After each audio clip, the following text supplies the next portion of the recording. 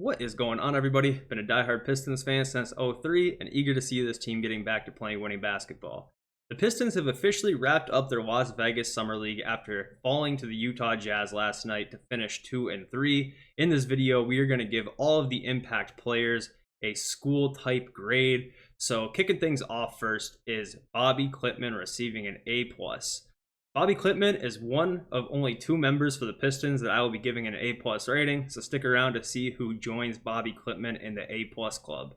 This was a very easy one for me, and remember, this is not a grade on where I project them to be in the future or what I think of them as a player. This is just a grade solely based on how they played at the Summer League in these exhibition games, and I don't think you can give Bobi anything but an A+. He averaged 11.2 points per game, 7 rebounds with 4 assists, shooting 42% from the field and 42% from 3.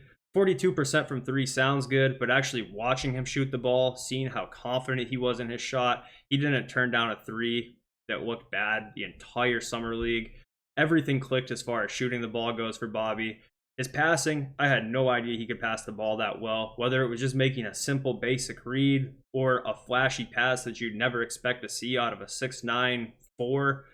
It was just great. I can't say enough good things about Bobi. The way that he was able to relocate without the basketball offensively or put himself in the right position defensively gives me hope that even in a reduced role in the NBA, everything that went well at Summer League for Bobi seems translatable. So it was a no-brainer to give him an A+ for me. Ron Holland coming in with an A-. There was some small ups and downs for Ron throughout the Summer League, but overall, I really liked what I see from Ron Holland.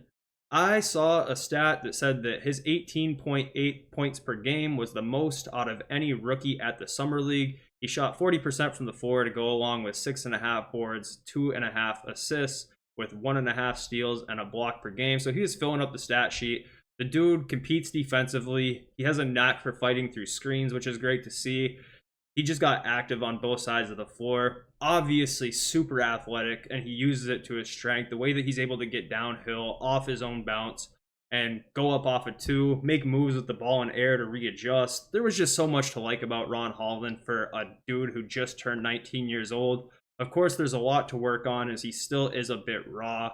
I think things can get polished up quite a bit, but I definitely felt really comfortable with what I saw from Ron Holland at the Summer League. His shot actually didn't even look too bad either. Last night, he was realistically 2 for 5 from 3. On the stat sheet, it'll say 2 for 6, but one of those shots was a half-court heave.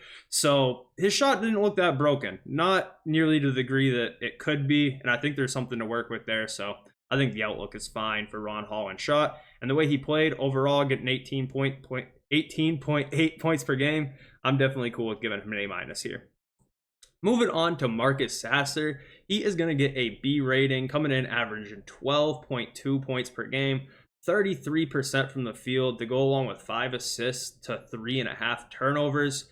Now, the reason why maybe some of you all would have a lower grade for Marcus Sasser at the Summer League is because he did look a little bit uncomfortable at times, but I felt like that was mostly a product of him being asked to play a role as more of a playmaker and initiator rather than the role that we normally see Marcus Sasser in, which is go get us a bucket. And when Marcus Sasser did eventually kind of start to play a little bit more of that typical Marcus Sasser role towards the end of the Summer League, he looked like Marcus Sasser. Go figure. Now, I kind of wanted to see him have the point guard for General Reigns for the Summer League to see if he'd be able to improve his playmaking ability and work on those types of things just because of the way our roster is constructed. If he can play point guard, that helps a lot. But nevertheless, he looked more comfortable playing the role that we are used to seeing Marcus Sasser play. But I just couldn't give him anything higher than a B because there was only like 1 or 2 games where it really felt like he started to make a big impact on the game positively. And I know that Marcus Sasser as a player is capable of doing more than what we saw of him doing at the Summer League. Moving on to Daniss Jenkins, he's going to get a B+ for me. One of those games, I don't remember even which one it was now, he absolutely took over in the second quarter. He finished off the Summer League averaging 9.5 points per game on 35% from the field, averaging 3 rebounds and 4 assists to go along with it. Daniss Jenkins overall played pretty well, but there was times during certain games where it did feel like he maybe wasn't leaving a huge impact on those games. But once he got rolling, he was super helpful and was a huge part on why we were able to get back into some of the games we did, and just overall a solid player. I think he brings a lot to the table, checks a lot of boxes, and he is definitely one of the two-way guys that we have had over the past couple of years that I would be comfortable getting some regular season minutes. So pretty happy with the way things went for Daniss Jenkins. Moving on to Wendell Moore Jr. He only played 2 games, and he got a C+ rating for me because I cannot lie, I was not a huge fan of what I saw. He averaged 5.5 points per game on 25% from the field.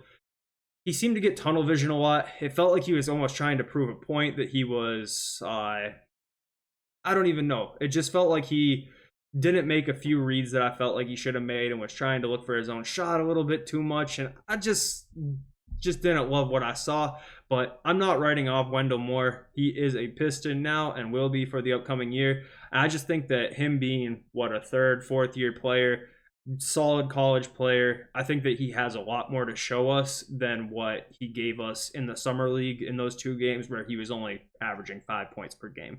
So couldn't give my man Wendell Moore too high of a rating, but I do look forward to him, hopefully kind of putting himself on the map for Pistons fans at some point throughout this year. Now, I wanted to give this one a combo rating, and that is Tolo Smith with Jace Johnson. And that is because I think they both deserved an A, and I felt like I could kind of talk about them as a pair. So Tolo Smith started most of the games averaging 11 points and 9 rebounds, and for the most part, he was very much a solid traditional big, but when he needed a break and needed a rest, Jace Johnson came in and kind of plugged right in, and we didn't seem to skip a beat. One of those games where we did come back, Jace Johnson ended up closing the game. During that game where he kind of took the closing spot from Tolo Smith, he showcased a really nice touch around the basket. So both of these guys, I really liked what they did for us as Summer League bigs. Now, the reason why I kind of grouped them together is because I don't think either of them exactly showed us so much that we can go ahead and assume that we'll be keeping them around on a 2-way and they'll be stealing minutes from Jalen Duren in no time. I don't think that's the case for either of these guys, but I felt like both of them did really solid roles as traditional bigs for us at the Summer League and were big-time impact players in the games we did win. So I just wanted to shout both of them out quick. And the last guy who's going to be getting an A+ along with Bobi Klintman is my man Jarrett Jack. And we're going to give him an A++. Now, I always talk about it's so hard for fans to quantify coaches and really know what's going on behind the scenes. But here's the fact of the matter.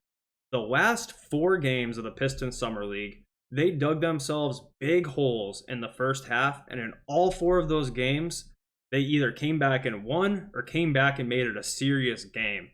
Game 2 and 3, they were down by like 15 points at least and showed up in the second half, competed, got back into the game and won. In games 4 and 5, they also got themselves in big holes. In game 4, they ended up losing by 1. In game 5, they were down by 30 at halftime, and next thing I knew, there was 5 minutes left in the game and they were only down 5.